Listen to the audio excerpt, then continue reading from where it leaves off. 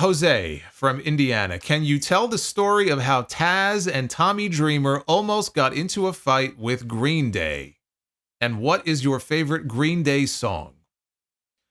I may be in the minority on this, pun very much intended, but my favorite Green Day song is Minority.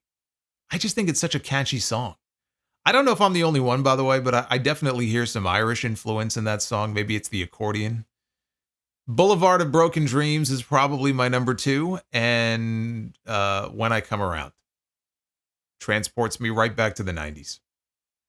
As for what happened, it was I guess we're going to have to go back here. We take this back to the mid-90s. It's not really a huge deal. Taz was staying over in some dumpy hotel after a show, and it's the middle of the night. He wakes up, he goes downstairs. I think he wanted water, whatever it was he wanted. And the girl at the front desk, gives him, I think, a bottle of water, and he's sitting in the lobby at 2 o'clock in the morning reading a newspaper. All of a sudden, a van pulls up to the hotel, and who comes out of the van but Green Day? So they go to the front desk, they reek of alcohol and God knows what else. And they start cussing this poor girl out because she can't find their reservation, there's some kind of problem, or they overbooked, whatever the issue was. And at this point, Tommy Dreamer walks into the lobby because Taz had gone back to his room after the show to go to sleep. Dreamer was out partying with everybody else. So Taz is chilling in the lobby in the middle of the night here. In walks Dreamer, and he gets just as upset as Taz at these guys cussing this poor girl out and giving her a hard time. And so by Taz's retelling of the story, again, it's his version of events. He looks at Dreamer, Dreamer looks at him. They both walk up to these guys to try to get them to calm down. They have no idea who they are, by the way. I'm not even sure if by this point Green Day was that big of a deal. So it's not like they recognize who they are.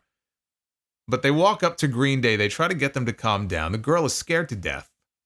And the smallest guy in the group, I remember him when he told the story. He said, the guy with the green hair walks up to them.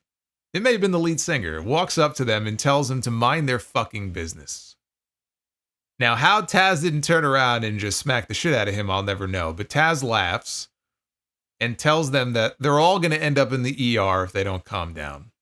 The cops show up because the girl must have called them in the middle of all this. And that was it. That was the end of the incident. So they never even came to blows or anything like that. I mean, they almost did. It's actually a very tame story by comparison to a lot of the ECW stories from back in the day. But yeah, Green Day almost got their asses kicked for being a bunch of dicks. Faisal from Kuwait. A lot of people were underwhelmed with Christian Cage winning the Casino Gauntlet match, but after Dynamite on Wednesday, I think it has the potential to work out in the end. Knowing the history between Christian, Jack, and Luchasaurus, I can envision a scenario where at All Out, Jack Perry seemingly has Bryan Danielson beaten thanks to the Elite shenanigans, but Christian cashes in his poker chip to make it a triple threat. Due to a miscue between Christian and Luchasaurus, this then leads to Bryan Danielson getting the win by pinning Christian, screwing Jack out of the championship. On Dynamite, Jack calls Christian down to the ring, seemingly forgiving him for everything he's done to him, including what happened at All Out, teasing that they reunite to bring the belt back to the Elite and then hug it out, only for Jack to brutally attack him with Luchasaurus realigning with him as his heater. Christian would then remain off television until Adam Copeland is ready to return from injury, reuniting their tag team and having them feud with a heel Jurassic Express, except now it'll be Jack Perry with his executioner, Luchasaurus. In the meantime, Jack can feud with Nick Wayne over the TNT title until Christian's return to television. I feel the patriarchy storyline is slowly jumping the shark, and it's time to shift Christian's story arc in a different direction. What say you? I like what you've outlined here. I really do, and I had not really thought too much about the connection between Jack Perry and Christian, so I could see something similar going down. As much as I love Christian as a heel, and I'm in many ways not ready for that to end. In other ways, I also feel like we've reached a point where are we, at a stage where it's kind of diminishing returns from here on out. And maybe it is time And the time to do it might well be when Copeland is ready to come back. Adam Copeland is off TV. He's out of sight, out of mind for a while. They do an angle with Christian. He gets destroyed. They both come back at the same time, right? And you ask why? Well, because they've been friends for 40 years. So, all is forgiven. And we get an Edge and Christian team in AEW. And then, like you said, against Jack Perry and Luchasaurus as heels. And then any other number of matches you could do with Copeland and Christian against the Bucks, against FTR. I like it.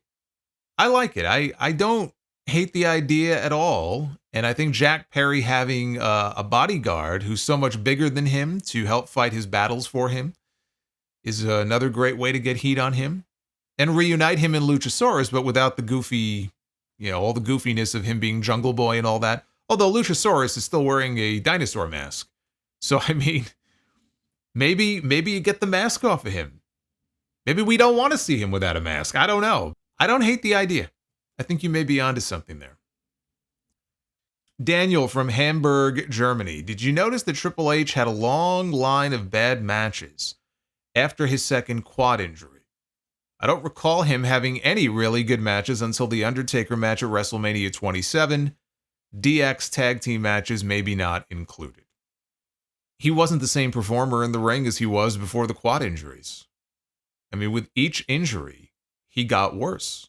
I'm not saying he had no good matches after that. He had plenty of good matches, but he just was not the same in-ring performer. It's why I often say 2000 to 2001, Triple H, pre-quad tear the first time, that was him in peak physical form. He was never the same guy after that. Ryan from Ireland. Another good place to have a WWE PLE. I'm sure it'll happen. We were going to get an NXT show in Dublin before COVID hit. Ryan says, this year marks my 10th year listening to the Sound Off, so I wanted to ask some decade-related questions. For you, what was the greatest decade in wrestling history? This is not restricted to the start and end of a decade. This can be any set of 10 consecutive years. For me, I would say 1988 to 1998. You could also say 87 to 97, but I would want that first real full attitude year in there. I just remember how much fun it was to be a wrestling fan that time. And the shows I would go to, and not only in WWE, but in WCW as well. WCW was hot. The NWO was still kicking. Goldberg was getting over. DDP was over.